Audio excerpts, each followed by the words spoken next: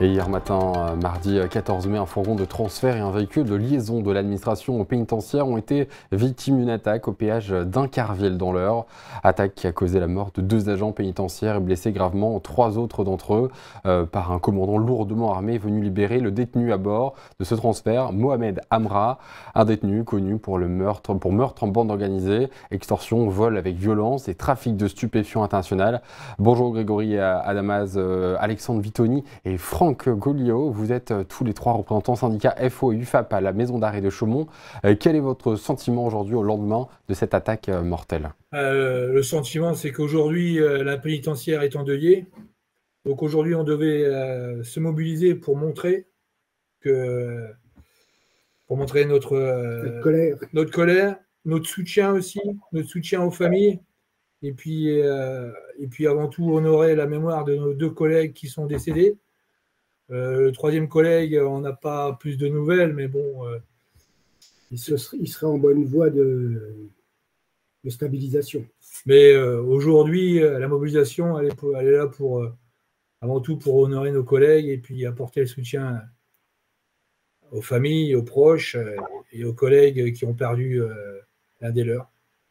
C'est ça aujourd'hui, la mobilisation de tous les établissements. Alors depuis ce matin, vous êtes mobilisé à la maison d'arrêt de Chaumont. Quelle forme prend alors votre mobilisation?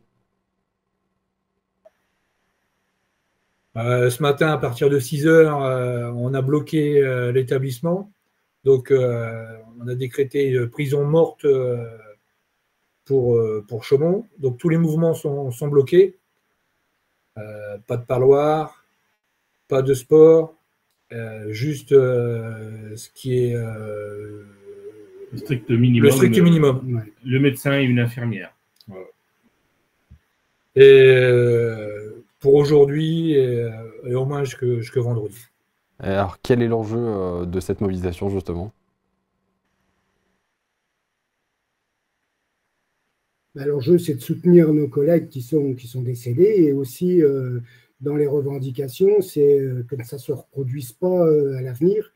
Donc, avoir des refontes, des harmonisations des niveaux d'escorte, parce que là, ça a été, à notre avis, à notre sens, mal évalué.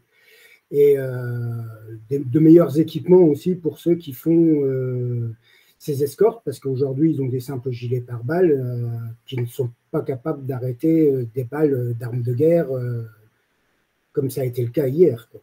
Et puis là, il faut se rendre compte que il y a eu un avant et après ce qui s'est passé hier. Là, ça a été une attaque, c'est un assassinat qui s'est passé. Ça a été une exécution. C'était une exécution. Alors, en début d'après-midi, les organisations syndicales nationales avaient rendez-vous avec le garde des Sceaux suite à cette attaque.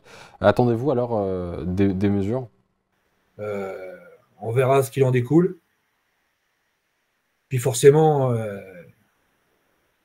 on veut débloquer des moyens, qu'on ne sorte pas des détenus de prison avec un 8 mm, la fleur au fusil.